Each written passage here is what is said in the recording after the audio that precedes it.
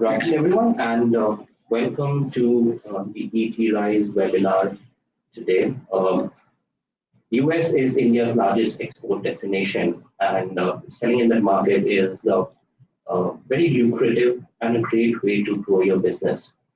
Joining us today is Dr. Waman Parkhi from KPMG in India to talk about exporting to the US, the rules, the rates, and the various options that you have in making that possible.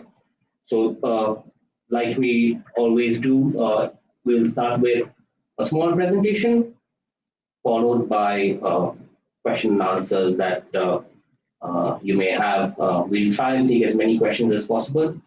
But yes, to start off with a presentation by Dr. Parkhi, please start. Thanks, Fran, and welcome everyone on this webinar. As was explained, it's the biggest economy in the world. US is the biggest economy. It is 6 times the size of Indian economy. And how do we export to US? And everybody is interested in that. Let us see how would we export to US.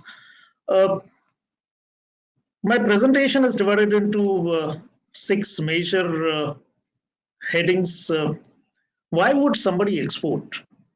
Why don't you sell within India? Why do you export? Or what a country gets from exporting? That is something which will start in the beginning. How do we export? What is the process of export? And many of you may be already in the exporting business, but those who are new to it or those who want to export, let us talk about how one can export goods or services outside India, and especially to the US. Government, does it give you any incentive to export? That is something which we'll look at next. Are there any problems with exporting? Are there any regulations in India which prohibit export? Are there any regulations in the US which will prohibit exports from India to US? That is something which we'll look. Towards the end, we will look at what are the areas which are impacting Indo-US trade today, because you must have been reading in the newspapers, there are a lot of things happening. Duties are proposed to be hiked on Indian products in the US. So we'll look at what that means, what is GSP, what animal is this, and in the end we'll see that is there any way to get out of it?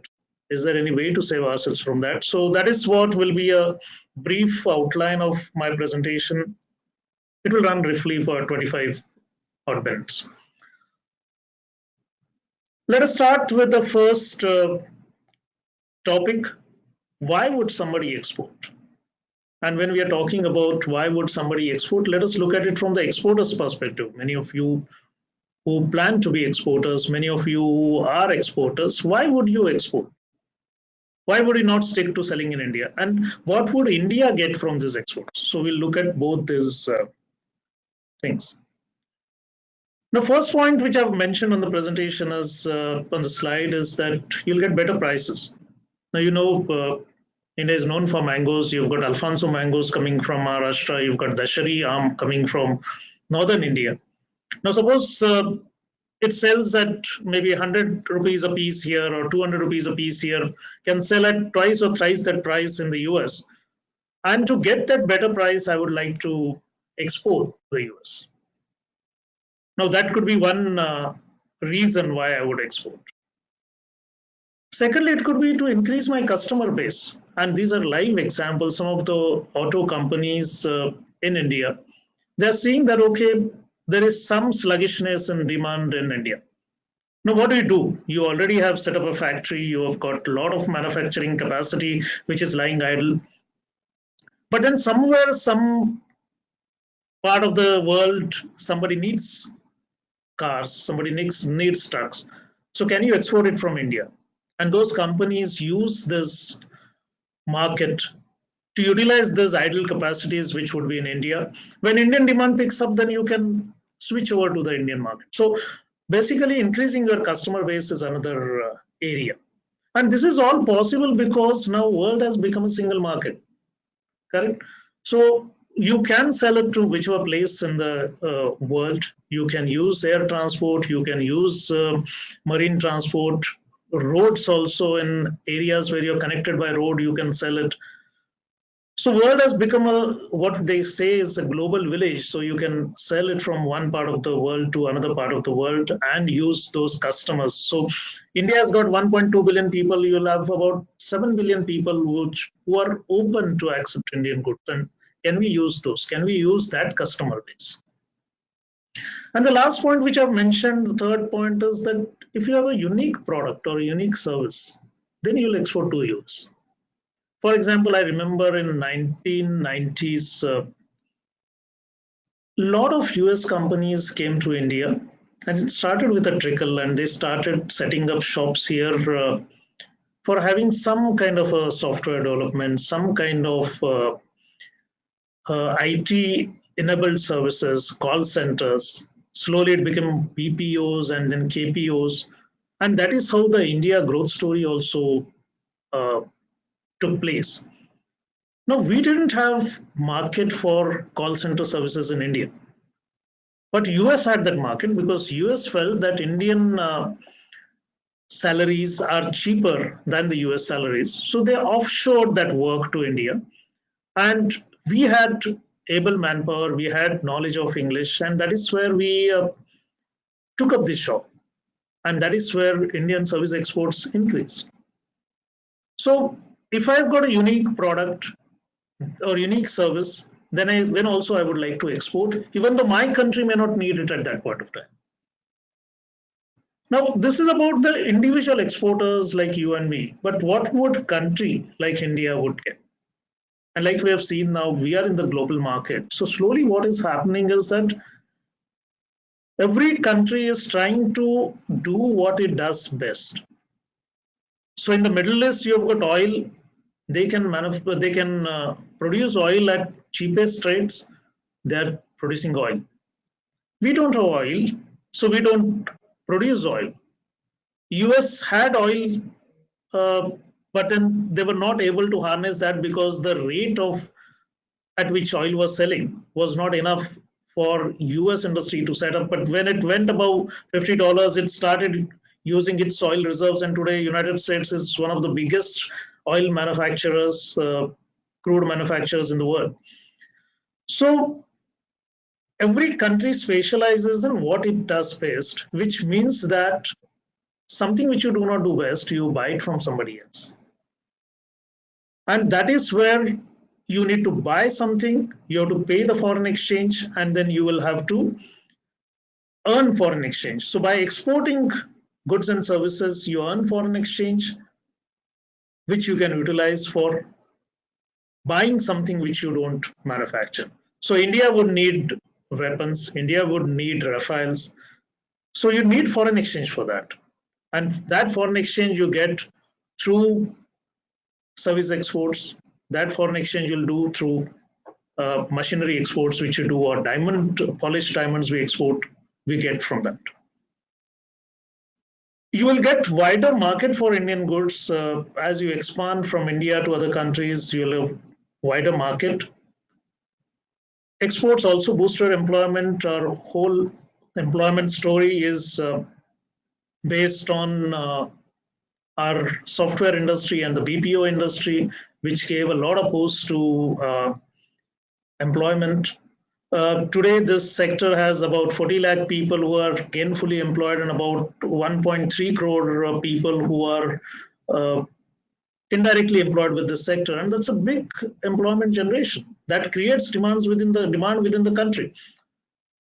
And the last point I've said is this geopolitical dominance. See, as I said that one country sells it to another country, and if I'm selling something which is very crucial to the other country, then I can dominate that country. And we have seen in the recent past that countries are using infrastructure services to dominate globally other countries. And world trade is also one way of dominating other countries, creating your impact on the other countries. So that is also important part in the global geopolitical scenario. So these are the two major factors why individual exports and why countries exports. We will see what is actually India doing? How much exports India does? So we export goods and we export services.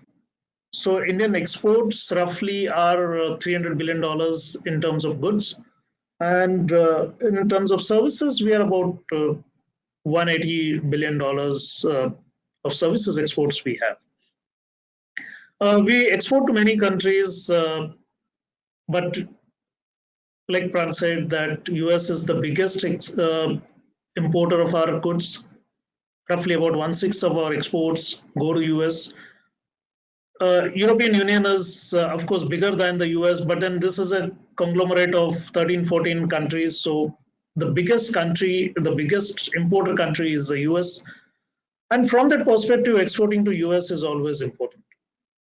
What do we export to US? We export gems and jewelry, we export pharmaceuticals, machinery, automobiles and parts, and of course apparels. Indian apparels are maybe we also buy those. They go from India to US and they come back under different brand names and we use them in India. So they're very popular in the US. Now we come to the crucial part. What is the export procedure? Now, selling goods or selling services within India and selling goods outside India is not one and the same thing. You need to know what you want to sell, who is there to buy your product, and are there any restrictions on selling those products, exporting those, importing those. But before that, there are many other things which you have to do. First of all, you will have to set up an entity. So if I start exporting as an individual, which is called a sole proprietorship, that is also possible. You can have a private limited company, you can have a partnership, you can have a limited liability partnership, which is kind of a combination of a partnership and a limited liability company. So you have to first decide which kind of an entity I will set up. After that, you will have to have your bank account, you will have to have your PAN, you will have to have various registrations.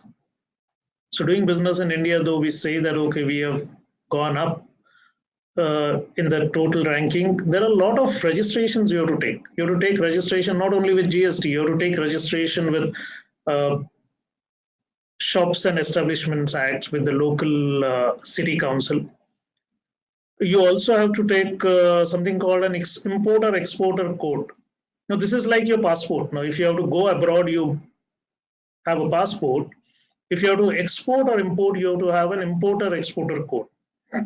And for that, you'll have to go to the Commerce Ministry. You must have heard DGFT, Director General of Foreign Trade. You have to make an online application, pay some fees, and get this importer-exporter code. Only then you can start exporting. Now, getting this code is not enough. You have to get what is called an RCMC registration. So registration cum membership certificate. So there are various RCMC bodies. So if you are into manufacturing machinery, then you will register yourself with Engineering Export Promotion Council. If you are into service export, you will register yourself with Service Export Promotion Council.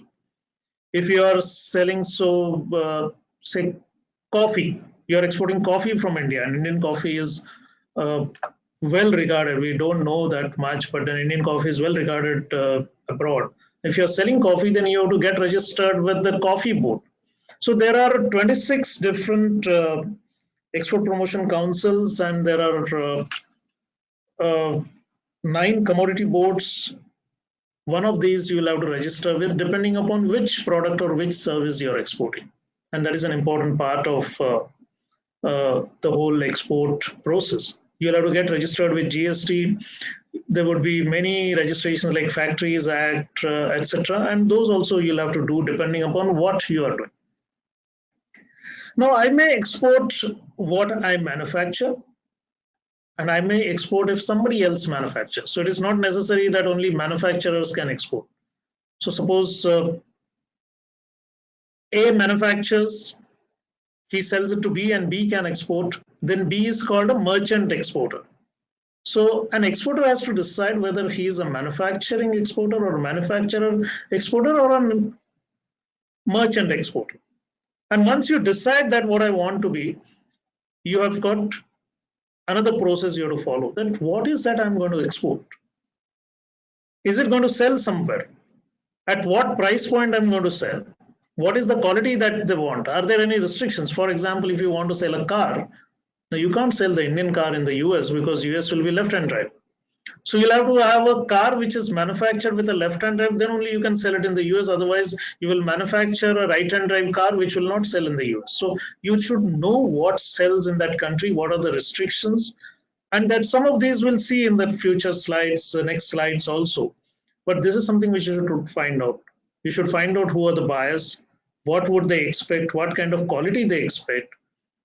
For example, simple things like if you want to sell shirts, you want to sell shoes. Now, the sizes which we have in India need not necessarily be the sizes which are used in the US. So, US has got a different way of sizing shoes or sizing shirts. So, you have to know those and you have to mark your shirts or mark your shoes accordingly. And that is something which is very important. Otherwise, the products, even if they are good, they will not sell because somebody will pick up a shirt or a shoe which is of a different size. Then once you identify the customer, then you'll send some samples. The samples are accepted, then you negotiate for the price with the buyer, and the buyer will then give you the order, and then the actual export process starts. And in the right side, we have said export and related compliances is what is the export process. So I have manufactured or somebody else has manufactured and I'm going to export that. Now the goods are manufactured, they are lying in the factory. From factory, they need to go to the port. And from port, they will go to the ship. Ship will sell to the US and then they will be unloaded in the US. This is the whole chain of transportation from the factory to the customer's warehouse.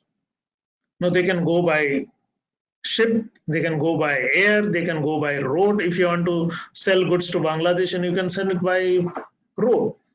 You can send to Nepal by road. So you have to choose what mode of transport you want to use.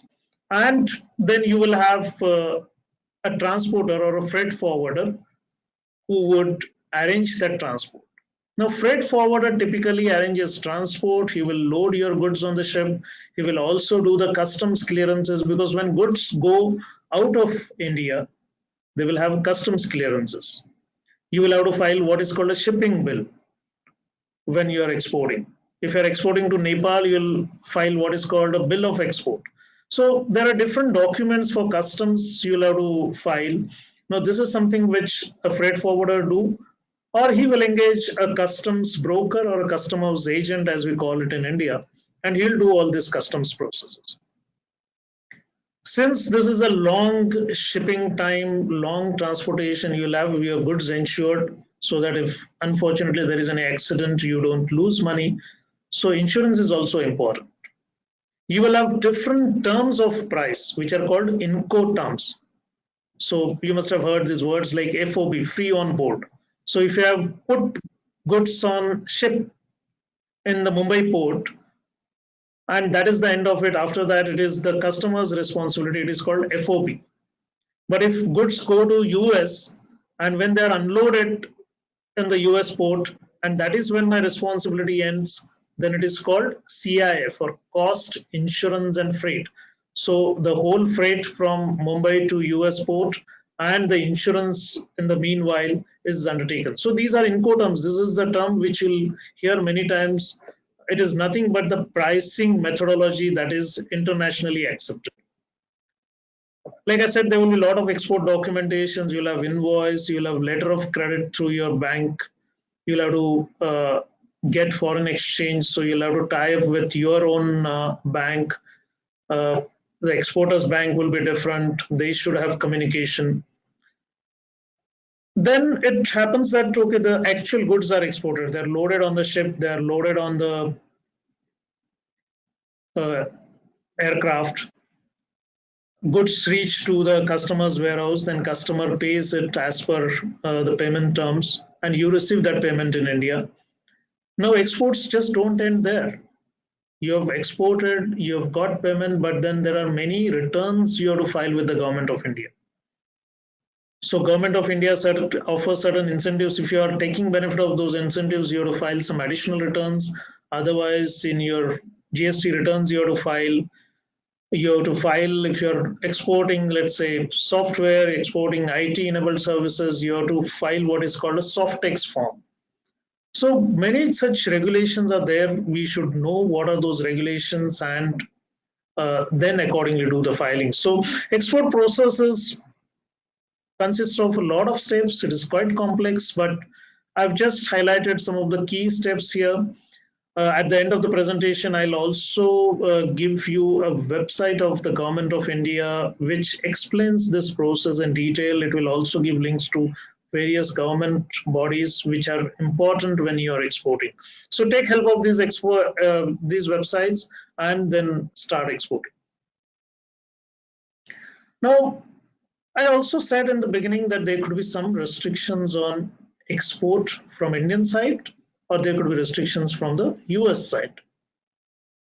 Now, why would India restrict exports? Because export is always good.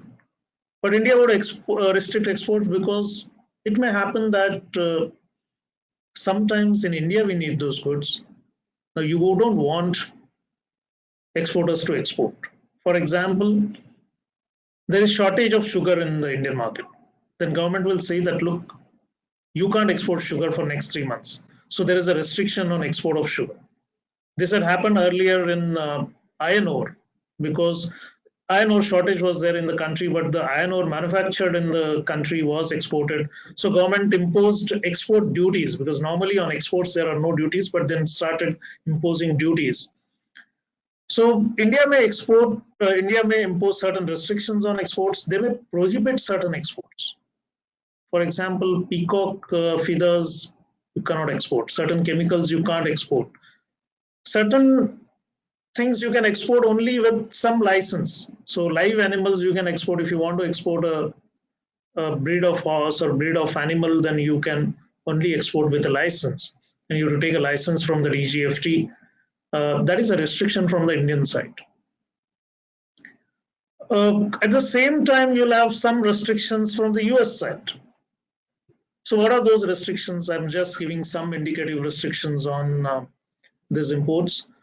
For example, dairy products you need an FDA approval. You also need certain licenses. You have quota. For example, cheese. If you have to import, you will need a specific permission. There is an import license for export of cheese to the US.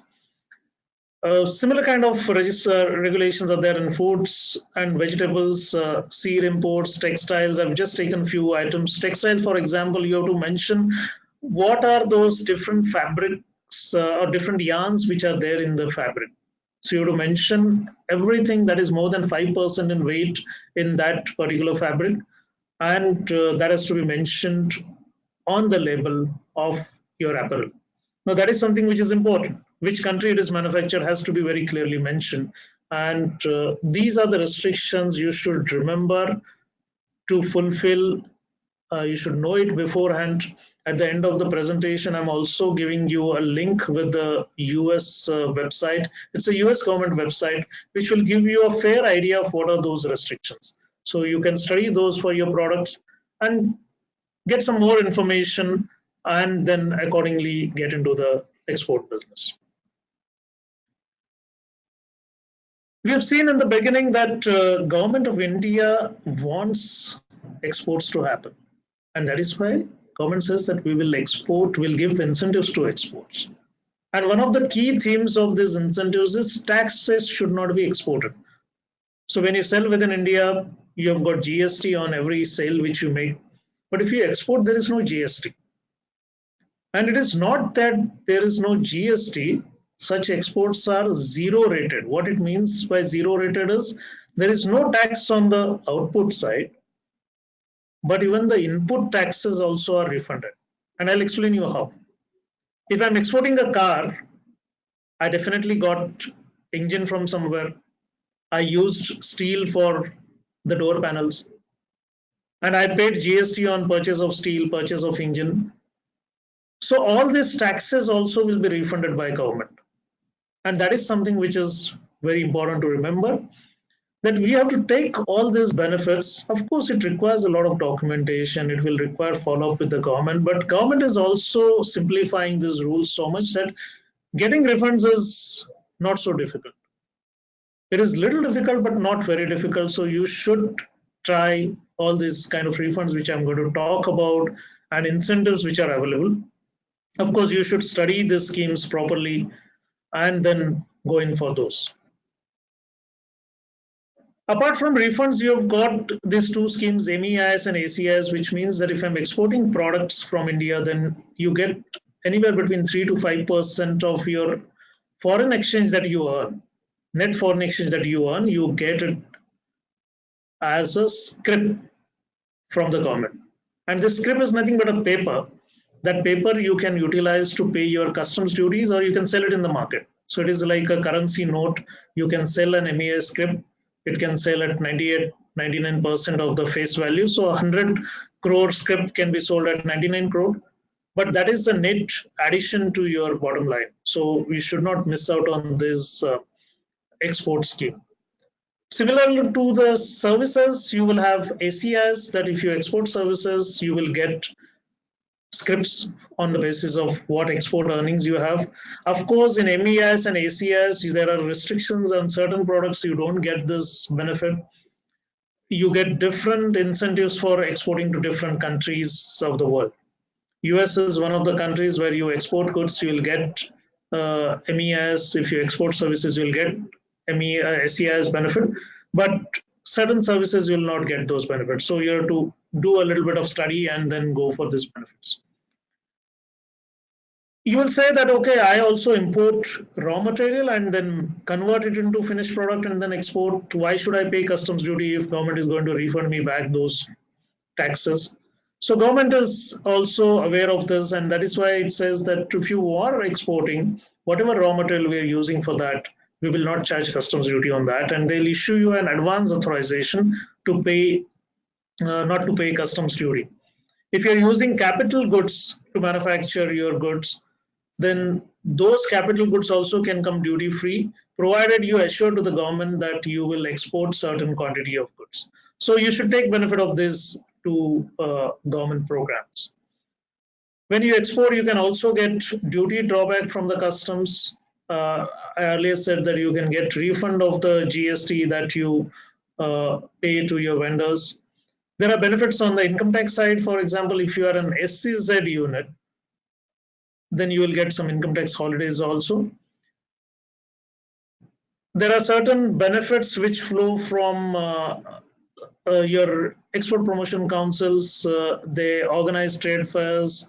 For that, government gives assistance. Government gives some cheaper loan assistance or some other guarantees for exporters. So you should look at all these schemes so that your cost of export becomes minimum.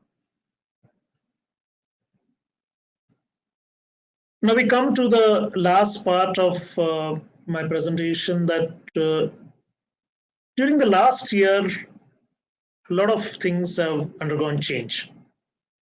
In 2016, when Mr. Donald Trump became president of US,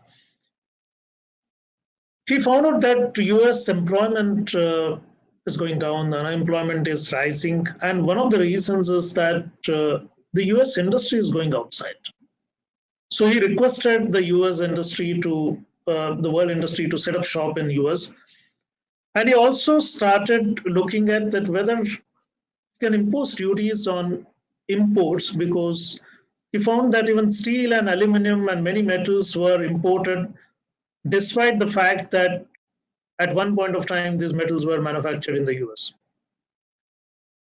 And the US government started imposing duties on imports from various countries, and India also faced the brunt. So somewhere in the earlier part of 2018, aluminum and steel imported from India in the US was subjected to increased duties. Now India also retaliated, and it said that, okay, we are also going to tax US products at higher duties than the other products. Of course, India deferred that decision. Even today, that decision is not given effect to, and we have deferred it till June 2019, and the negotiations are still on. In the meanwhile, in March 2019, just about 3-4 months back, there was another problem which Indian exporters had. About 3,500 commodities which were under the GSP, or generalized system of preferences, they were removed from this generalized system of preferences. Now, what are these generalized system of preferences, or GSP? So it's an age-old world scheme where developed countries of the world, in order to give impetus to the developing economies, they allow goods from these economies to be imported into their countries at a zero import duty or very low rate of import duty. And India had almost all products under GSP, and the tax rate on these products were very less or even zero. And on 4th of March, US decided that, look, Indian goods will not face this, will not have this benefit. And from within 60 days, that is from 3rd of May, the duties will go up. But that time, we were undergoing elections, and that is why, perhaps because of that, because there was no government, active government in power, they deferred the decision. The new government is already will be formed within a week's time. And then these negotiations will go on, and then we'll see whether Indian products would still get the benefit of GSP, or they will be charged with a higher duty rate. And if higher duty rate is what Indian products are going to face, most of the products in the country, mainly the raw material, even other products, will face this higher duty rate. You'll have to find out whether your product gets covered into that, and then find out what is the impact of this removal of GSP. Because what is going to happen is your cost is going to go up, because your buyer is never going to give you more price if he's going to get it at a lesser price from somebody else. So suppose the product price was 100, and because of GSP you're not paying any customs duty, the product was being sold to the US importer at 100. Tomorrow it will be sold at 115. And if we can get the same product from, say, China or from Malaysia at 112, 110, Indian products will lose market. So you may have to downwardly revise your prices and keep the customer. If you have a product which has no competitor, then you can very well increase the price and still retain your market. You can also look at various possibilities which are available in the US, which would reduce your customs duty. For example, your product goes into a US buyer's product, which is ultimately exported from US. So they also have got something called something like SEZ. So you can put it in those spatial zones, not pay customs duty, get this goods manufactured out of your product, and then save this additional duty which is imposed by the US. Government of India is also trying to compensate the exporters by giving certain incentives, but that is something which we'll see when the new government and the new ministry is announced. They will come out with all these benefits. They'll have discussions with the state governments, and then exporters will see this benefit. So this is going to be a major challenge which Indian exporters are facing, and they will have to find a way out if they have to continue exporting to US, or we'll have to find another market for our products. Last but not the least, let me talk about how do we overcome various challenges in exporting to the US. I'm dealing with many exporters who are regularly exporting to the US. There are big exporters and there are small exporters. What I find they do is that they don't put all eggs in one basket. They don't sell only to one country, because you never know, at one point of time the world situation may change. duty rates may go up in that particular country. So it is better to spread into different markets so that you de-risk your product, you de-risk yourself. You should also look at what is your penetration in the Indian market, because India is also $1.2 billion, 2 billion people. Our population is more than the population of the whole European market. We have got a huge middle class which has got money to buy. So have we really exploited the Indian market? Or are we unnecessarily going in for the US market? It's a question which we should ask. We should not go in for export just because it gives us a matter of pride. It's good to have export product, but is it also important? It is also important that we sell in the Indian market. From the export perspective, what is important is you have a good quality product. Export quality, you must have seen that export quality products are always better than what they sell in India. And this is because the requirement of the quality is much higher in the market like is the US or markets like the European Union. So you should have a good quality product, and you should also ensure timely delivery. And here I will suggest that you should under promise and over deliver. So if you say that I'll give you a product within 30 days, then you should deliver it in 25 days and not say that I will deliver this product in 15 days and deliver it in 25 days, because your customers are very sensitive to what you promised. And they will accept. You can tell them that, look, we have got Diwali holidays and my workers are on leave and I may not be able to complete my order. So I will sell you on 15th of January, but stick to that date. Nobody will force you in the normal circumstances that, look, we don't forget about your holidays. We want this product at this point of time.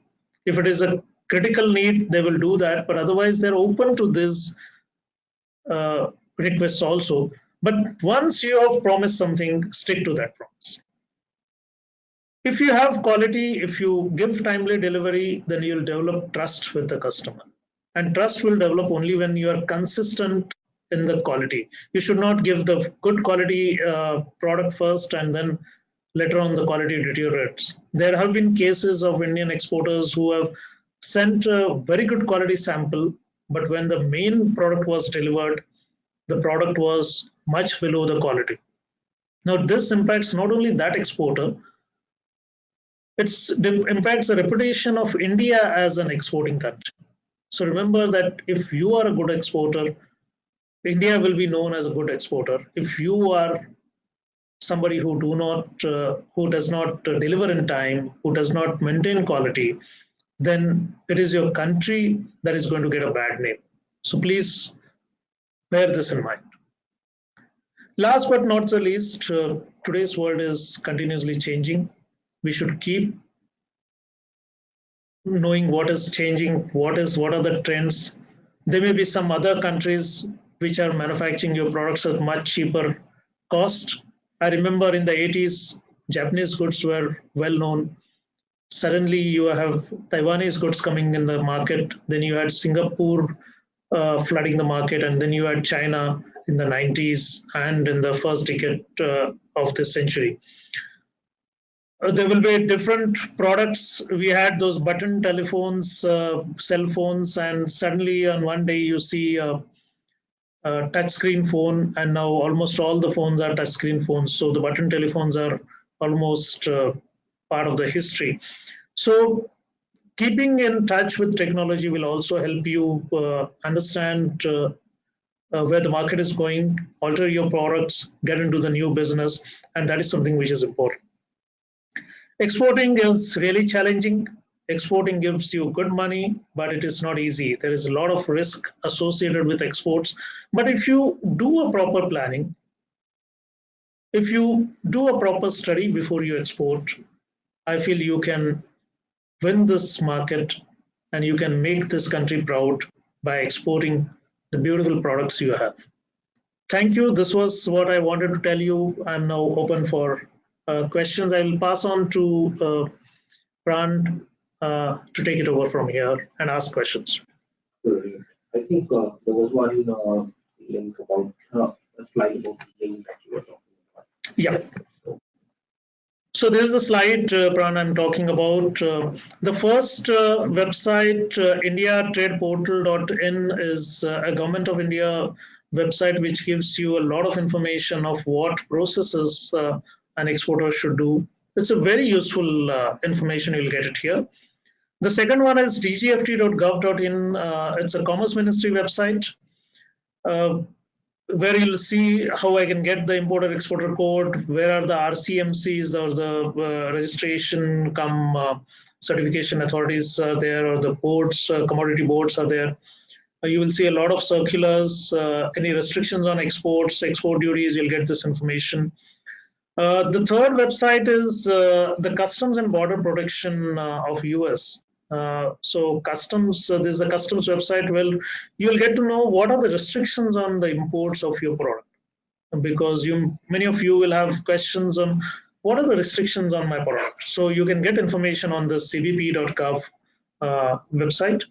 And the last website is of the Central Board of Indirect Taxes and Customs, where you'll get information about Indian customs, how to file your shipping bill, how to file your bill of entry, what are the customs duty rates here, are there any export duties, what are the circulars, what are the GST related information. All this you'll get it here. If you still have some questions, my email address is there. Please send me a mail, and either me or my colleague will respond to your query. Great. So lots of questions. The first one comes from Ramesh. He says, can I directly sell garments to the US? What are the rules to follow? I think we did address that in some ways, but yeah. So maybe I'll go back to that again. See, normally, export of textile products in India, there are no restrictions. In the US also there are no restrictions, but there are certain regulations you have to follow. Like I talked about the labeling requirements, and what is the different yarn content you have, which country you are manufacturing, and that is why you'll have to get into those details. If it is a wool, then woolen fabric, then you'll have different regulations. On certain textile, there are different regulations. So you'll have to get into the details, but there are some restrictions or certain requirements which are there, which the exporter has to follow. Right. Punipal Singh says, how to sell software products in the US? So when you're selling software, normally it will be through the electronic links. So from Indian perspective, you have to take a registration with the STPI authorities, because you are a non-ST, even if you are not an STPI software, but then you are exporting software, you have to file SOFTEX forms, and for that you have to take a non-STPI registration with STPI. You can sell it in different ways. You can sell it through internet. You can have an FTP. There are different ways and means of exporting software to US. To the best of my knowledge, there are no restrictions on importing software into US, but certain kind of softwares, definitely there would be certain restrictions. So we'll have to get into those details, which offline I won't be able to tell you what those restrictions are.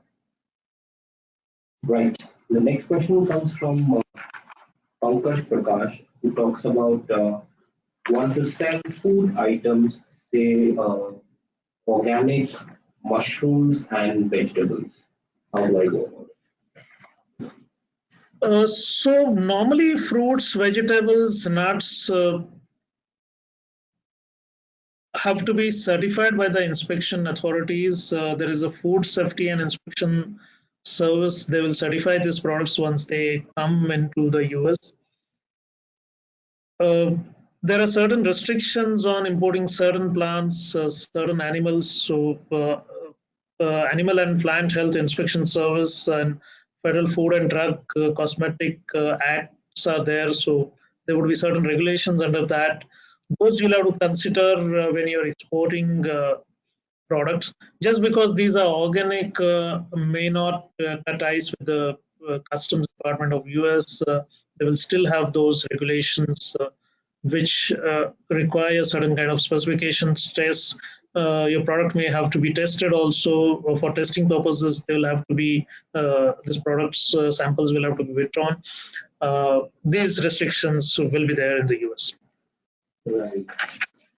Arun Kumar asked how to sell my agri products to the US. I think it's similar. It's a similar answer to what I've answered about the mushrooms. Yeah. But per se, I mean, is there generally more restrictions when it comes to things like agri products and stuff like that?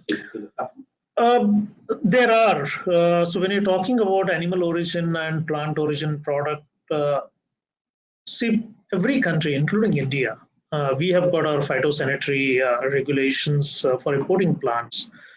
We don't allow animals to be imported easily because, see, importing animals, importing plants can also import certain microorganisms which are not there in your part of the country, and that can have diseases spreading in your country. And we have seen the outbreak of swine flu, chicken flu, and swine flu and bird flu, which is happening in the past few years, past decade. So that is why poultry products, meat, fruits, vegetable will normally have larger restrictions than maybe a textile product or a automobile component. Right. Udit Jain says, does the inflow of money with regard to payments of goods or services exported from India require any FEMA approval? So this is a very specific question. So in all cases, you would not require FEMA approvals. When you're exporting, you're getting foreign exchange into the country. So basic rule is that when you're sending foreign exchange outside, there are more restrictions. If you're getting foreign exchange from outside, there are lesser restrictions. But best way is to talk to your banker. They're called authorized dealers. Most of these banks, which are scheduled banks, support exporters, so they will give you a ready-made information on what are those regulations.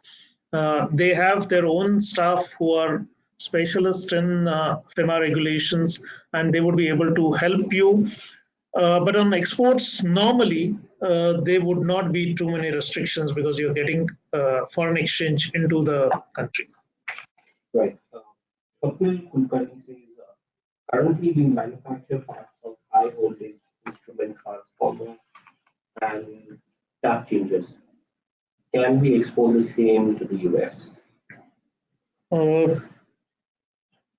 So we are saying that you're manufacturing parts of high voltage transformers, and can you export to? We'll have to look at if there is a particular restriction on this. Normally should not be. In case of manufactured goods, one should remember that the restrictions are if these are somewhere related with telecommunication, radio communication, which can be related with defense or these kind of activities, and that is something which is very important. So these kind of restrictions, if they are not there, then there is no problem. But you'll have to see the website which I gave you, cvp.gov.in, is something which is you should refer to if there are any specific restrictions on export of this transformer tap changes to the US. I won't have the offhand knowledge of that. Right.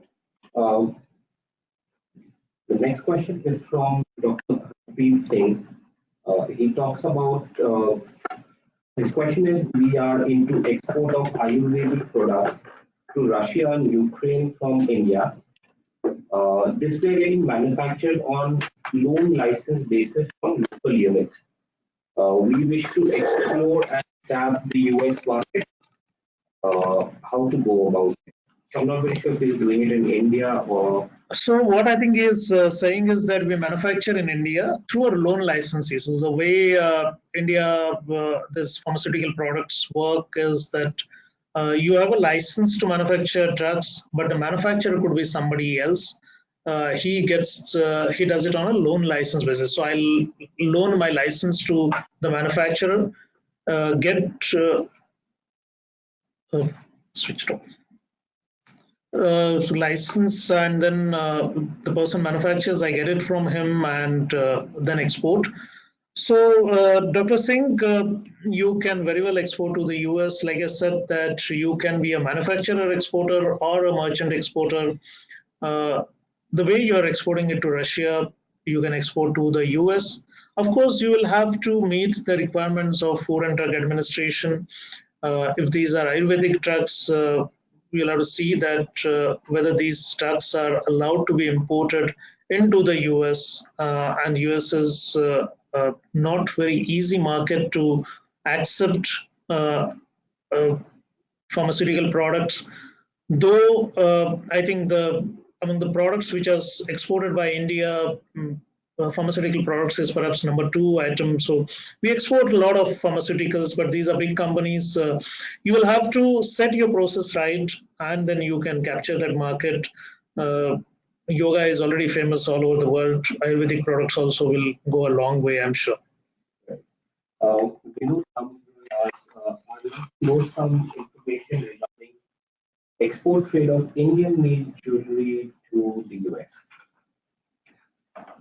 So, gems and jewelry is one of the important products which are exported to the US. And this has got two important facets. One is we have got rough diamonds coming into India, they're polished, processed, and then exported. So, India is one of the biggest exporter of polished diamonds. Secondly, it's the jewelry which is exported from India. And we don't have manufacture or mining of gold here, but we get gold from outside. We have got artisans who can turn it into a beautiful jewelry, and that is exported. You'll get more information on Gems and Jewelry Export Promotion Council. They do a lot of export promotion activities on that. So the DGFT website, which is there on your screen, you can go into the Export Promotion Councils and then go to Gems and Jewelry Export Promotion Council or do a Google search, and that will give you more information about what efforts this council is making, because all these export promotion councils are supposed to collect data. They have to facilitate export from India. They have to organize trade fairs. So they do it in India, outside India, and you can take help of that to explore this market for export of jewelry. Right. Next question comes from Rajendra Jani. He says, trade barriers for medical devices. So there is, in fact, one of the reasons for this action of US is the trade barriers for medical devices from the Indian context. The US has been saying that, look, the stents which US companies manufacture, you are suppressing the prices, you are regulating the prices. If it is 100 rupees is the cost, you are asking us to sell it in India at 50 rupees. The knee implants, for example, if you have a knee surgery, those knee implants which are used, these are also the prices are controlled, because the government of India wants that the Indian patient gets best products at the lowest cost, and that is why it is controlling the price. But US is saying that it is restricting their trade, because at times they have to sell below cost. So there is definitely a bone of contention because of restrictions on import of medical devices into India. I assume that your question is on export of medical devices out of India. I'm not very sure if there is already any restrictions on export of these devices, but then we'll have to see, because like medicines, even medical devices also have to conform to the regulations, because medical devices which go into human body are no different than a medicine. So they have to meet those regulations and the very strict norms in the US. So you'll have to find out whether your device goes into the human body, is closely associated with the human body, and would have those restrictions. We'll have to study those restrictions on the CBP website as well as from other websites of the related organizations in the US, which are controlling these kind of imports into the US. Right. Next question from Abhay Chandran. He says, interested in knowing the impact of tariffs and the future on non-leather footwear exports from India. Tariffs and future of non-leather exports, footwear exports. So footwear exports, I'm not very sure whether it was in the generalized system of preferences. If it was and these are removed in future, definitely the duty rate in the US will go up. We'll have to wait and watch. So first of all, what you'll have to do is find out if footwears and your kind of footwear is falling into this GSP list. If it is, then it definitely had a very low rate of customs duty in the US. And if this GSP is removed by US in the next month or so, then definitely the rates will go up. If your rates are already high, it is not covered under the GSP, then there would not be a major change because these products are not covered in the higher duty rate like steel and aluminum, which was covered earlier. So apparently, I don't see a major change unless and until this product is covered under GSP and it is going out of GSP is going out of Indo-US trade in the months to come. Otherwise, it appears that there is no change. About the restrictions, again, like I said, these are commodity specific questions I may not be able to answer easily because offhand one may not have, because these are restrictions in the US market. One will have to study those restrictions and give you the answer. Right. Next one is from Rajendra, but I think it's on a similar topic of export of groceries and fruits to the US. I think that's something that we can skip because I think we have tackled that earlier. The next one is from Anal. I hope I'm pronouncing that correctly. Says, would like to know about IT services marketing. So I'm not very sure what this question talks about, but Mr. Narayan, if you're talking about marketing through internet, that's a different issue. If you are talking about the IT services, then it's a different issue. Both these services could qualify as export.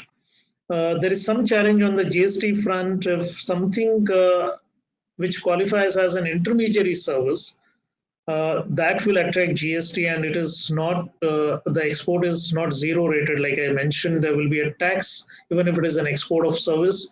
So that is something which you'll have to explore whether these IT marketing services you talk about, what these are, whether they fit into what is called an intermediary service. So whosoever is your tax advisor, please ask him whether the services which I export or which I plan to export, whether these will qualify as intermediary services under GST.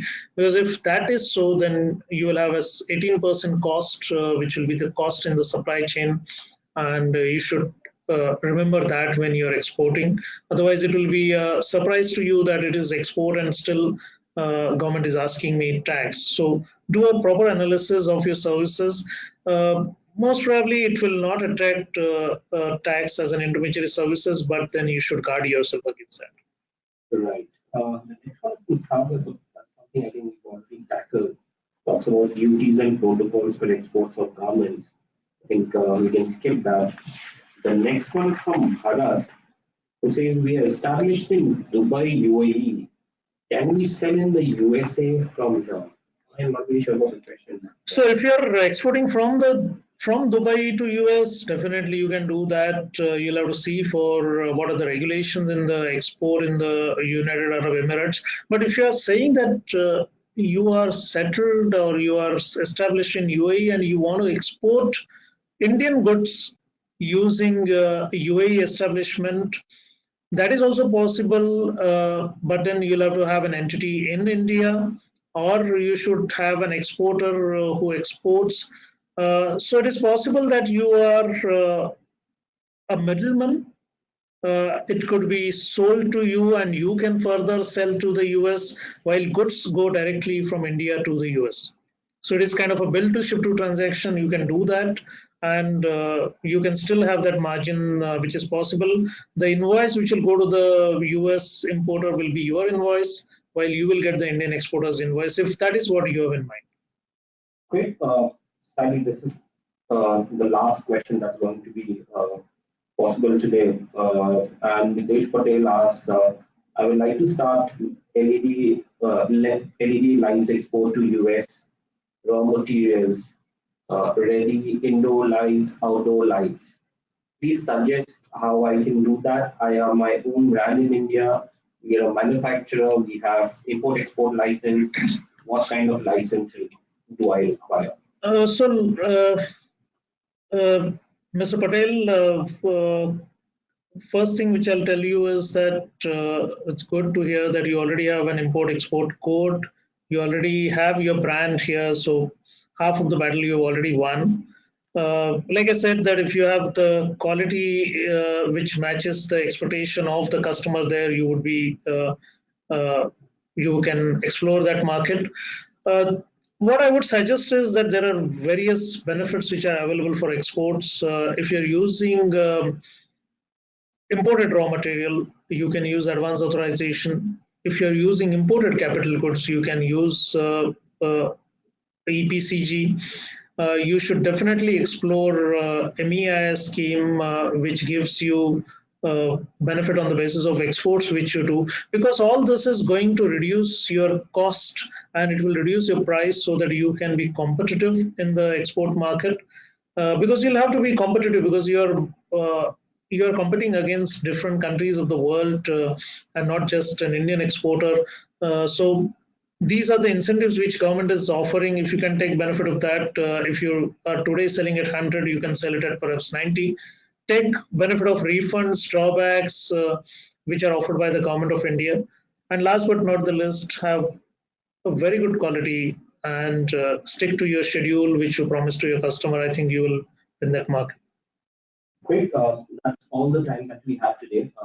Thank you, Dr. Parkhi, for taking us through the entire process, and I hope our readers, and viewers could get some benefit out of it. I would love to hear your feedback, so please, let me know how we've done. And again, Dr. Parkhi, thank you so much for being with us today. Thank you. Thanks a lot.